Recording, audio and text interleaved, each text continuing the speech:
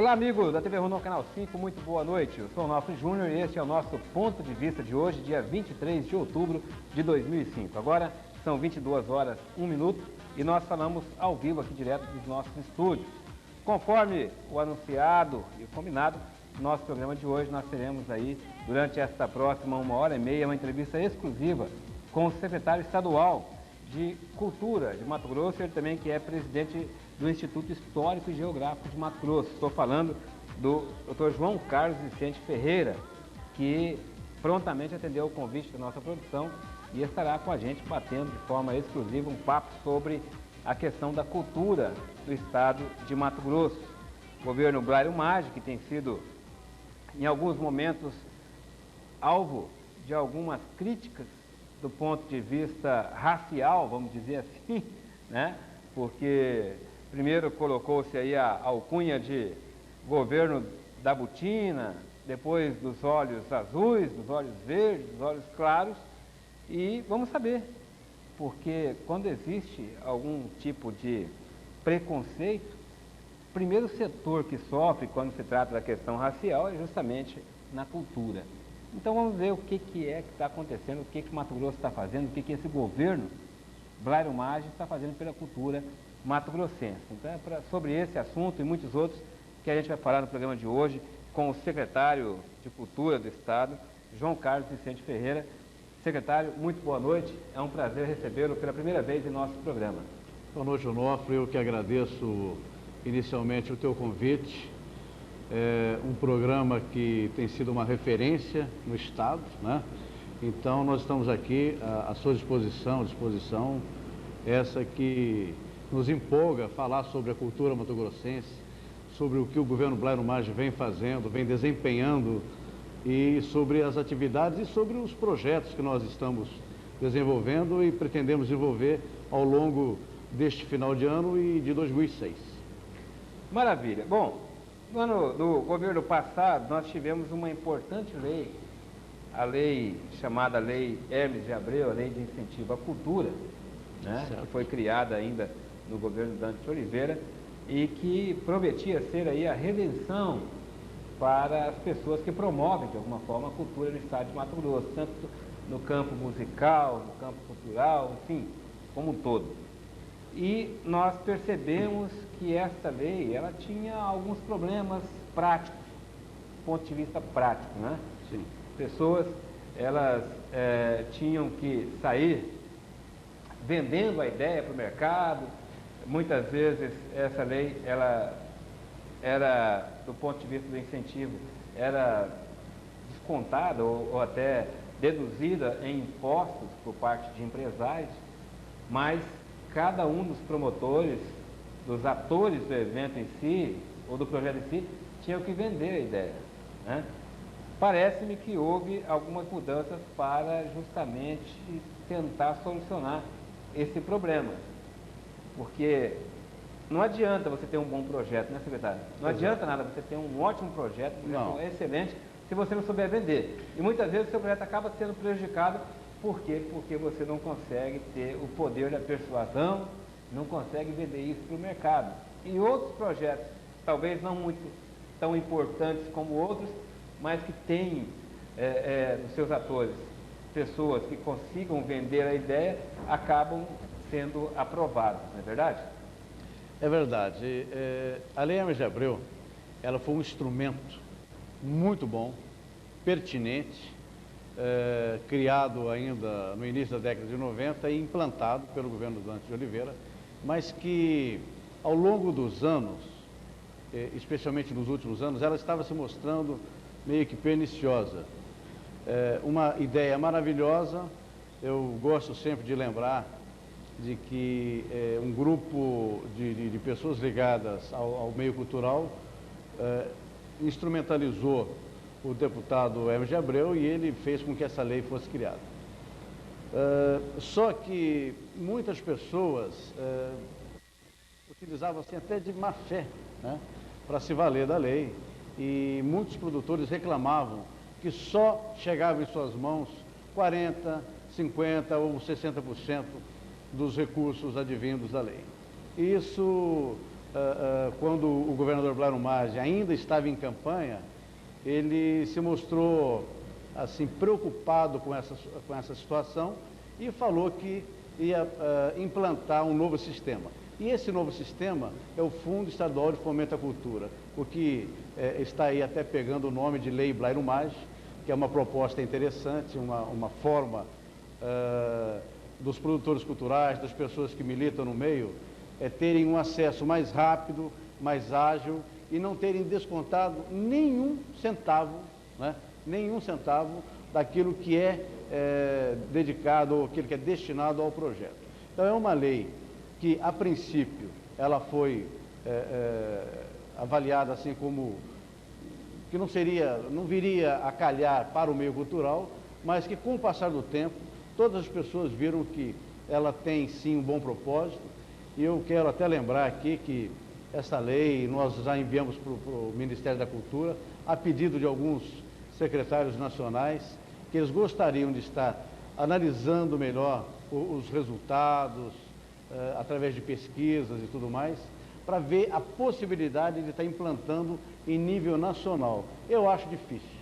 Eu acho difícil porque aqui houve a vontade política do governador, da Secretaria de Estado de Fazenda, da própria Secretaria de Estado de Cultura, trabalhar e implantar a lei que criou o Fundo Estadual. Mas nacionalmente é complicado, existe um lobby muito grande das empresas estatais e que acabam prejudicando essa proposta. Secretário, mas o senhor falou que antigamente, antes dessa, vamos dizer assim, vamos chamar de regulamentação, sim, né, dessa Lei Hermes de Abril, do montante, ou seja, se a pessoa fazia um projeto, ele custava R$10.000, apenas no máximo 60% chegava às mãos, ou seja, R$6.000 chegava às mãos, R$4.000 sumia. Né? Ficava no meio do caminho. Ficava no meio do caminho, são os atravessadores. Exato. Como é que funcionava isso? Por quê? Não, na verdade, as pessoas que eram lesadas, digamos assim, elas não tinham aí a coragem de chegar e denunciar, porque às vezes elas temiam pelos resultados, né? Então, isso foi uma prática comum, por algum tempo ela foi aí aumentando, inclusive, essa sanha, né, pelo dinheiro público através dos recursos destinados aí à área cultural, prejudicou muitos projetos. Nós temos projetos que tiveram dificuldades na área de prestação de contas em função disso, e hoje a redenção, né? Então isso aí é um pesadelo que ficou para trás, mas nunca, sem nunca nos esquecermos de que o propósito da Lei Hermes de Abreu sempre foi muito bom, entende? Ele que abriu fronteiras, foi um instrumento muito bom na mão dos produtores culturais. Foi aí que a produção cultural mato-grossense, ela veio num crescente, e está hoje assim em níveis, num patamar altamente satisfatório, num patamar que pode estar brigando aí com vários estados de ponta, com uma produção cultural à altura. Secretário, e hoje, uma pessoa, vamos supor aí que ela tenha um projeto interessante do ponto de vista cultural, o que ela tem que fazer? Como é que ela começa para tentar buscar, dentro do governo do Estado, um apoio financeiro? Bom, o Fundo Estadual de Fomento à Cultura, ele foi implantado nesse exercício de 2005. Então, nós estamos ainda ajustando algumas questões e nós esperamos que em 2006 esse instrumento, a lei, ela vai estar redonda, de uma maneira mais fácil de atender a demanda de todo o estado de Mato Grosso, porque ela veio num crescente, né? E nós tivemos uma demanda enorme em função da proposta ser uma proposta interessante. Ela mais que dobrou o número de projetos apresentados, né?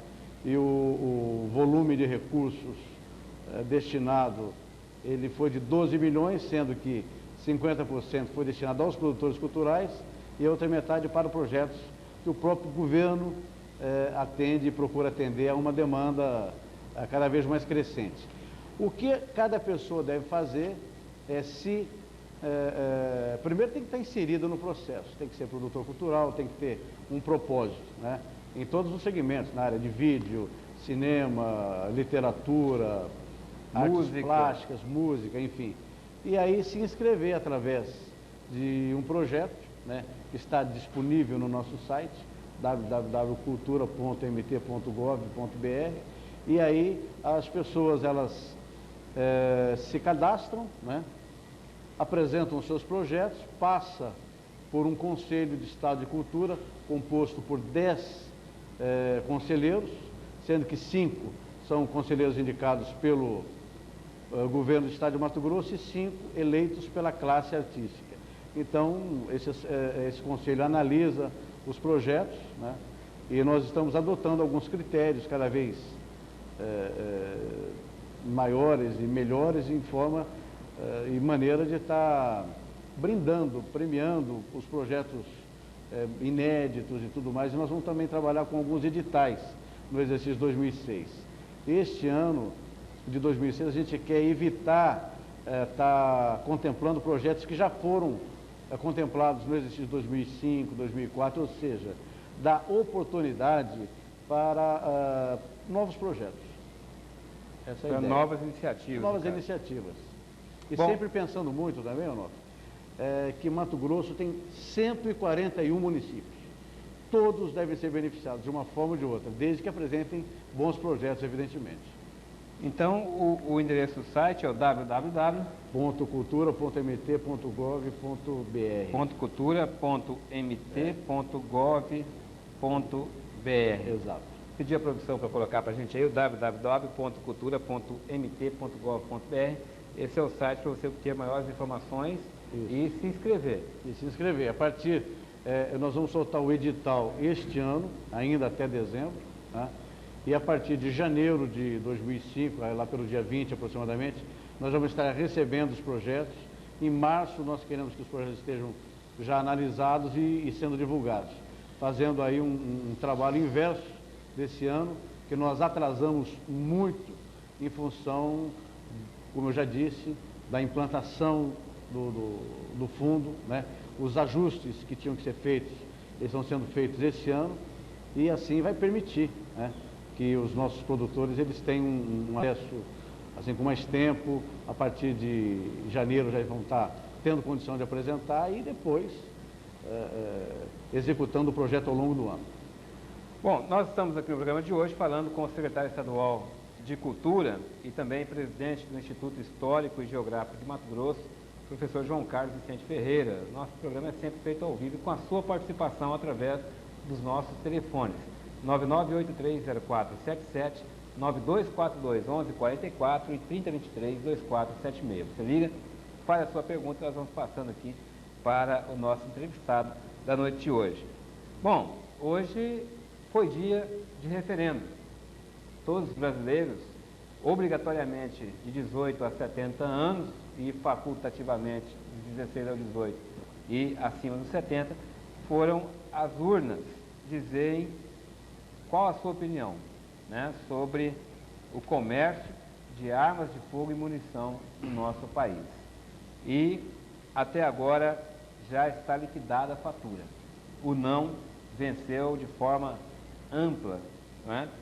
Até agora, em nível nacional, no Brasil, já foram apurados cerca de 97,58% dos votos, tá? Tendo um nível de comparecimento de 78,33%, uma abstenção de 22,67%, não 63,91%, não 63,91%, ou seja, não é para quem acha que não deve mudar nada, que deve continuar o comércio de armas de fogo e munição no país. E o sim, que são as pessoas que opinaram dizendo que deveria ser proibido, 36,09%, isso em nível Brasil. Em Mato Grosso, não está sendo muito diferente. Na verdade, em Mato Grosso, o não está sendo ainda maior. Está retratando justamente aquilo que nós tivemos no programa domingo passado. Nós fizemos uma enquete aqui, onde nós chegamos a um percentual de 76% de pessoas dizendo que não deve ser proibido. Então, votos apurados em Mato Grosso até agora, 91,45%. O TRE já finalizou a apuração por hoje, vai continuar amanhã, apurando aí os cerca de 8,5% que ainda restam, e o não até agora está vencendo com 76,37% contra 23,63% do sim, né? Nível de abstenção em Mato Grosso até agora está superando o Brasil. O Brasil está com 22% e Mato Grosso está com quase 27%, 26,87%, e o nível de comparecimento 73,13%. Né?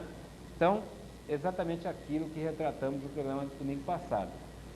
Nós tivemos aqui 48 pessoas dizendo que não deve ser proibido, e 14 dizendo que sim, que deveria ser proibido. Então, o não venceu. O não venceu. Professor, na sua opinião, para começar, para início de conversa, vamos bater um pouquinho um papo aqui sobre essa questão do referendo. Né? O senhor que é da área da cultura, que sabe analisar também, de alguma forma, esses fatores socioculturais, na sua opinião, esse referendo tinha razão de ser? Não. Eu votei pelo não, vou declarar meu voto, né? E eu acho que foi um tiro no escuro, foi uma coisa totalmente desnecessária. Esses quase 600 milhões que oficialmente foram gastos, eu acho que extraoficialmente isso aí passou de um bilhão de reais, entende? Eu acho que isso aí poderia ter sido aplicado, por exemplo, em pesquisas, né? E também no combate à febre aftosa, que está aí atrapalhando o nosso país, né?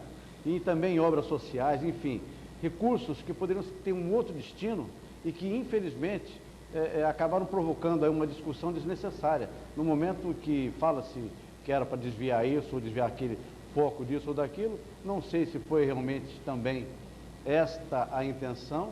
Eu acho que não desviou nada, simplesmente os recursos que foram gastos, né? Isso não foi investimento, foram desnecessários na minha opinião. Eu acho que poderia ter tido outro destino.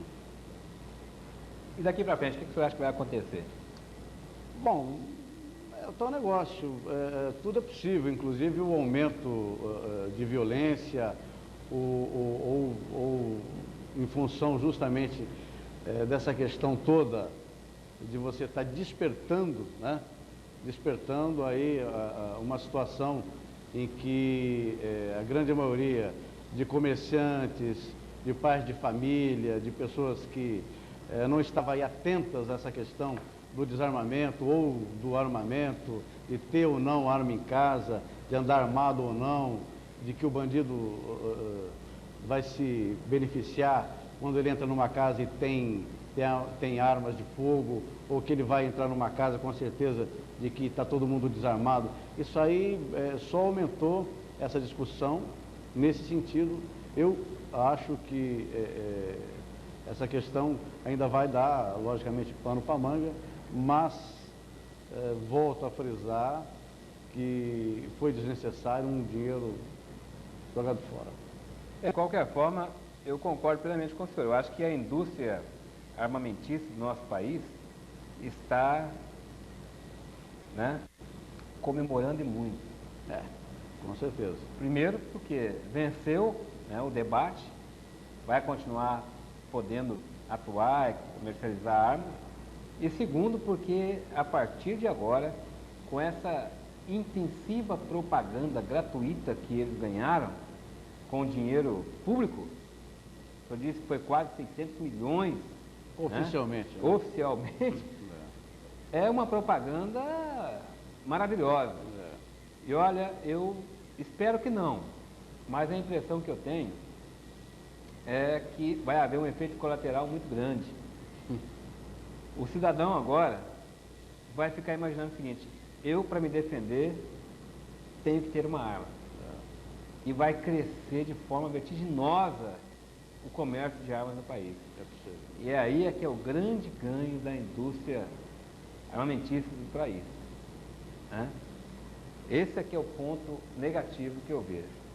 Eu acho, sinceramente, concordo com o senhor. Eu acho que tínhamos mais coisas importantes para discutir do que essa questão do armamento. E outra coisa, não era, na minha opinião, tema para referendo. Na minha opinião, era um tema de lei. né? Sim. Os congressistas estão lá, os deputados federais, senadores estão lá representando o voto legítimo da população brasileira. Eles têm legitimidade para votarem isso. Não havia necessidade de um referendo para discutir isso. Sabe por quê? Mesmo porque, na minha opinião, não ficou explícito, não ficou claro. Houve, na minha opinião, mais da metade dos argumentos de uma parte e outra foram todos equivocados, errados, errôneos e não souberam, tiveram competência. É claro que o não teve competência maior, soube se aproveitar mais, né, da propaganda e tal, e talvez seja até por isso.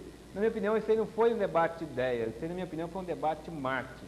Ganhou aquele que soube se utilizar melhor o marketing, na minha opinião. Mais competência no marketing. Quem teve mais competência no marketing.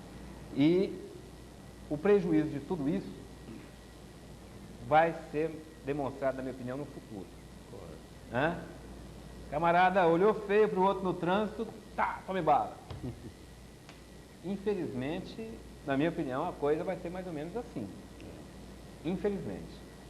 Porque aí o cidadão, eu estive até conversando com o doutor Edésio, que me ligou, fez questão de me ligar, né, doutor Edésio? E eu sei que ele está na audiência, está assistindo a gente aí. Ele fez questão, logo que foi divulgado, que definiu que o não ganharia, né? Ele fez questão de me ligar. Falou, e aí, rapaz, perdeu aí, né? Eu era assim, né? Eu fui sim. Ao contrário do senhor, eu fui sim, mas eu inclusive fizemos um debate, agora eu posso... acho que ninguém também... Agora eu posso até declarar o meu voto, né? Né, Ramon? Porque até semana passada não poderia, até porque meu papel aqui é outro. Agora já passou, posso até declarar meu voto. E ele fez questão de me ligar e falou, e aí e tal, né? Mas é o que eu digo, eu acho o seguinte, eu estava discutindo com ele, e ele falou, por que você é contra? Eu falei, porque eu acho que arma não resolve nada, eu acho que piora a situação. Ele falou, é porque você não mora num bairro muito periférico como eu moro, ele mora no 1º de março, né, em Três Barras e tal. Eu falei, tá bom, Edésio, você tem arma? Não. Eu falei, você pretende comprar uma? Não. Eu falei, então por que você está votando assim? Não, mas eu, quem sabe um dia, se precisar, eu falei, tá, e se você precisar, você vai comprar de onde? Sabe quanto custa uma arma legalizada? Quase R$6.000, uma arma legalizada. Além de todo treinamento que tem que fazer, né? Treinamento de tiro, tem que ter curso e tudo mais. R$6.000. Você acha que a população que precisa da segurança, onde o Estado infelizmente não consegue suprir, e não vamos ser hipócritas e dizer que o Estado consegue dar segurança à população que não consegue, né? Infelizmente, o Estado, quando eu digo, não é o governo do Estado, é a União como um todo, né? A nação. E aí, será que o cidadão lá do Três Barras, 1º de março, vai ter condição de comprar uma arma de R$6.000, amor? Ou será que ele vai comprar uma, como esse comerciante aqui, ó, que está aqui no Diário de Cuiabá, na capa de hoje do jornal? Tá vendo aqui? Olha só, desarmamento. Comerciante compra arma clandestina. Reportagem acompanhou um empresário que comprou o revólver calibre 38 no mercado ilegal. Tá?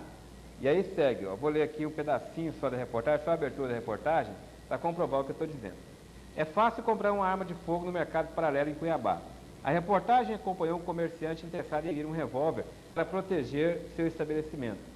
Bastaram 3 ou 4 telefonemas para que o empresário recebesse um Taurus calibre 38 ao preço de míseros R$200. R$200. A operação toda não durou mais do que 2 horas. Se ele quisesse outra arma, teria conseguido mais. Depois de comprado o revólver, ele recebeu 2 ligações de pessoas interessadas em vender mais armas a ele. Em Cuiabá, ao contrário das bocas de fumo que mudam de local a cada batida da polícia, o mercado paralelo de armas de fogo funciona nos mesmos locais há anos. Um determinado bar perto da Praça Alencastro, bares e prostíbulos do bairro Porto, um conhecido local de vendas de carros usados e a Praça Ipiranga são alguns dos endereços onde é possível comprar com grande facilidade uma arma de fogo carregada de munição. Isso é claro ilegal. Claro que é ilegal. E aí, a proibição vai facilitar ou dificultar a venda de armas ilegal? A proibição iria dificultar, na minha opinião. e agora o não, vai facilitar ainda mais, porque cresce aquela sensação de que a pessoa precisa da arma para se defender, né? E o Estado, infelizmente, tem que assinar embaixo: eu sou incompetente, não consigo dar segurança e preciso fazer um referendo para saber se a população deve, ela própria, buscar a sua segurança. Para mim, esse referendo é isso: é o Estado assinando o atestado de incompetência, de não ter condição de dar segurança para o cidadão. Agora, respeito, né? Claro, dentro do país, respeito todas as opiniões, cada um tem a sua, mas isso, o secretário, inclusive o senhor que votou não, e eu respeito isso, o senhor há de convir comigo, vai crescer o comércio de armas e, consequentemente, a violência daqui para frente. O senhor não acha? Concordo, acho que, até frisei isso na fala anterior, deve acontecer isso, mas volto a falar que recurso todo gasto, né, poderia ter sido, inclusive na área de segurança nacional, em pesquisas, em outros tipos de investimentos, né, e jamais no referendo desse, que tem um resultado aí, mesma coisa você dá um tiro no pé. Penso. É verdade. Bom, mas sim, né? E vamos tocar para frente. Vamos tocar para frente, vamos vai dar. Nós vamos chamar o primeiro intervalo, sempre num oferecimento da Livraria Janina, lá do Marino. Inclusive, a Livraria Janina, lá do Marino, está muito feliz, viu? Ele esteve conversando comigo, está muito satisfeito com os resultados técnicos. Maravilha. Nós vamos falar daqui a pouquinho sobre isso, né? Sobre essa primeira feira latino-americana, né? Foi a primeira feira africana, nós tivemos aqui presentes todos os países da América do Sul, com escritores, adidos culturais, embaixadores, enfim. Foi um momento em que a cultura conseguiu, né, atrair todos esses países. Nós tivemos aqui a congregação política, inclusive, a tão sonhada integração socioeconômica e cultural a partir de uma feira do livro, né, que se tornou grandiosa. A Livraria Janina estava lá presente também, né, se fez presente. A Livraria Janina, só quem tem coração pode dar um bom exemplo. Livraria Janina, onde você encontra o livro que procura. Também no oferecimento da Máfia Pizzaria, agora mesmo, 3624-0002, e tem rapidinho em sua casa a melhor pizza de quadro. Máfia Pizzaria, 3624-0002. E também no oferecimento do Instituto MAC. O Instituto MAC é onde pesquisas e não resultados. O telefone é o 3642-3766. A gente vai fazer um breve intervalo. Aproveite e faça sua ligação. 99830477, 9242-1144 e 3023-2476. Este é o Ponto de Vista, o programa de quem tem o... Ok, nós estamos de volta com o nosso cidadão... ponto de vista, né?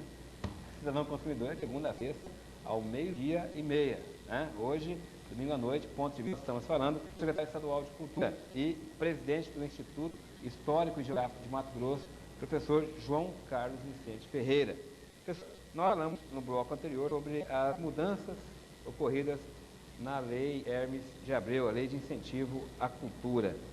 E eu gostaria que o senhor falasse sobre algumas ações. Eu tenho, inclusive, aqui já a pergunta do nosso amigo telespectador, o Cleiton, que é morador lá de Sinop, está sendo lá da Parabólica, fez que ele ligar aqui, ele está perguntando se tem algum projeto aprovado pela Secretaria de Cultura lá da cidade de Sinop. Segundo ele, não tem conhecimento disso. Olha, nós temos algo em torno de 1.200 projetos que foram enviados não apenas de um município, mas de quase em torno de 120 municípios. A média grande aí, se for dividir, vai dar 10 por município. Eu não me lembro exatamente quantos projetos o município de Sinop apresentou. Me lembro, sim, que em anos anteriores foi um número pequeno em função do tamanho que tem, do que representa hoje Sinop no contexto socioeconômico, cultural. É uma cidade onde nós temos todos os segmentos, se prolifera lá a cultura de uma maneira espetacular, né? Grandes nomes da área se destacando. Eu não tenho lembrança agora o que nós temos já aprovado ou não aprovado para Sinop. Nesse momento eu não tenho essa informação.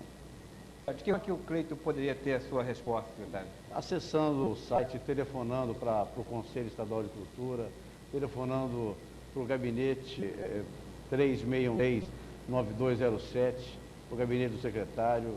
Nós estamos lá disponíveis para responder, para saber, a estudar e ver o que a gente pode estar fazendo e atendendo. Está aí, né, o site da Secretaria de Cultura, www.cultura.mt.gov.br, e você pode estar acessando, Cleiton. E saber mais detalhes sobre essa questão, tem também o telefone do gabinete do secretário, que é o 363-9287, é isso? 9287, você fala direto com o secretário e procura se informar melhor sobre essa questão aí. E, de qualquer forma, eu quero te agradecer, né, telespectador lá, a nossa querida Sinop.